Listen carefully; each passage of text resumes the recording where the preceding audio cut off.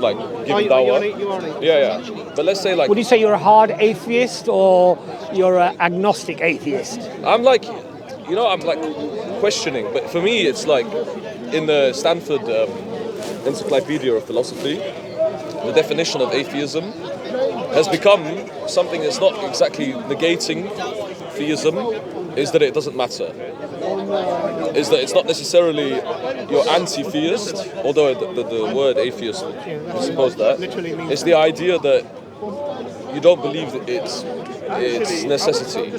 So you don't believe it's value. So even if it exists, it's not valuable? Yeah, that's it, basically. Even if it exists, it's not valuable? That's the definition Really? of atheism. Really? So if it's that, it's not necessarily connected to what's going on now. Really? Is that what they say? That's interesting. I've never heard It's that. a new one, yeah. What's the difference between deist and an atheist?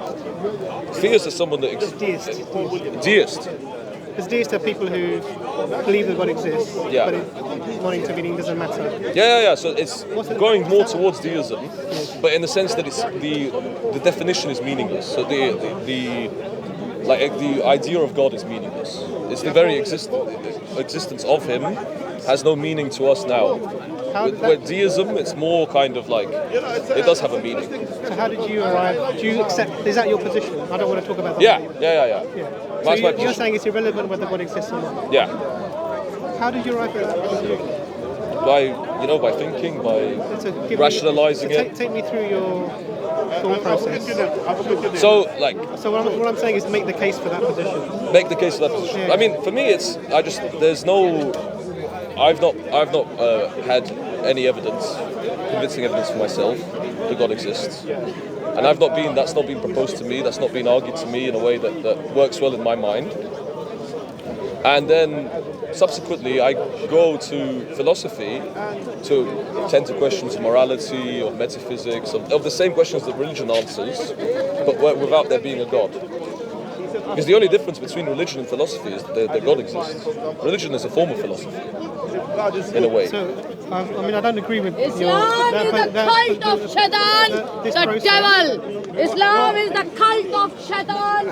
So what I would suggest We're is, seeing this in real life. if you, I have to gather my thoughts now. It's like a tsunami just went. So, How's that warm? Yeah, it's good, isn't it? See? Good, it's good. it's good, isn't it? Yeah. So, Hold it in the other hand so you get both hands. Thank you. We want you to be comfortable so we have a long discussion. Yeah, of course. because the problem I have is with this, because the thing that you said was that it doesn't matter whether there is a God or not. Now, one of the problems I have with that is that how do you answer those fundamental questions? You said you can turn to philosophy, but there's already an assumption about you as an entity already within that you're a being that has rational thoughts. Thank you very much, boss. Truth determining, all of these things are presupposed in that, and I would say that if you don't believe that God exists, the alternative is to find a natural explanation. Of that What an idiot, innit? What an idiot. In a sense, yeah. I mean, yeah, I am. But it's just like I don't. She's not just When I think, about philosophy, I don't really ponder these questions. So naturalism, I think it's a more effective explanation for reality. But I also, in the sense that my definition of atheism that it's meaningless is that when I think about myself, I don't connect it to the beginning of the universe. I understand. So I don't connect it to where the arguments for God would come from. But this is the thing that I'm saying. So in being somebody who answers the big questions of life that are coming to you, morality, etc., from philosophy, that presupposes that you are a being that has inherent qualities. Yeah, consciousness, that you have the ability to be rational, determine truth. And so that in itself is something that would require some sort of basis for you to assume these things. Yeah, of course. So as a naturalist then, if you don't accept the existence of the supernatural, what are your explanations for, even because you have to if I'm going to stand on a foundation and then say, look, I can use my thoughts to come to truth and to come to an understanding of these big questions, the life and why we're here, purpose, etc., meaning, value, all of these things. The point here is on what basis are you saying that you can do that? How can you rely on those faculties to be sufficient to explain? Not explain is the wrong term. To be sufficient to be able to give you confidence in your ability to arrive at the Can you move away from the cameras, please? I think there's Move away from the camera. Difference then. So I have these qualities now, but you're asking me where I got these qualities, or I agree that you have these qualities. yeah, No problem. I don't say that you don't have them. What I'm asking you is your explanation for these qualities. why they came about. How you have them from a naturalist paradigm. Obviously, I mean, I would argue evolution. How does that answer the question? Evolution in the sense that we evolved from initially chimpanzees. We came from them, and a lot of people don't know enough about the brain Enough. to explain consciousness, to explain what is consciousness. I don't know. Neuroscientists, they still don't know. But this is where the question of leap of faith comes in, because then it's about having a question mark about the question. So you do have leaps of faith then? Yeah, we do. So just to clarify, I'm saying with consciousness, we don't know where consciousness comes from, and I don't know. Can something that doesn't have a quality give rise to this equality? What do you mean? Can something that's not sweet give rise to something that is sweet?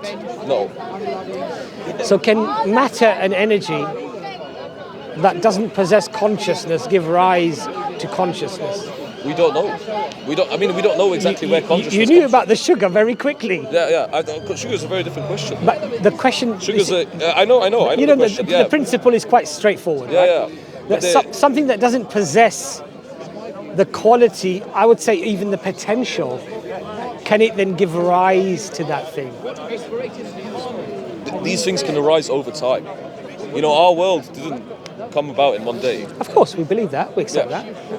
And this is the same thing with humans. So therefore you're saying that something that doesn't possess a quality can give rise to that quality as long as you have time. Time. Yeah. I would say so. You would say so, yeah?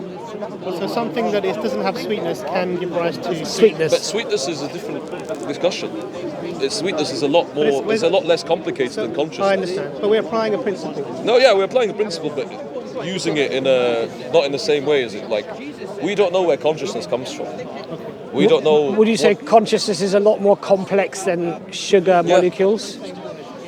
Exactly. Do you see my point? I see your point. So what I'm saying is that when we feel something incredibly simple cannot give rise to something if it doesn't possess the qualities, yet what you're arguing is that something that is far more complex than the sweetness can actually be given, can come out of something that doesn't possess that quality. In the long run, yeah. But that's why I said the factor of time. So if that were the case, why would we then call it the hard problem of consciousness?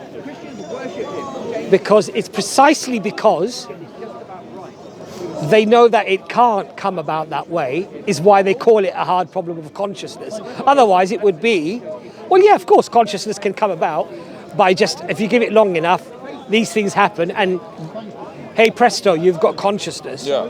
But the reality is that the experts in neuroscience are saying, actually, you know what? We don't know. It can't.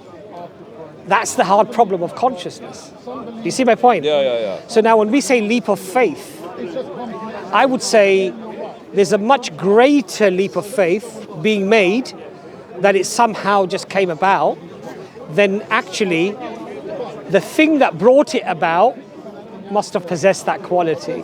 I'd say there's less leap of faith to believe that.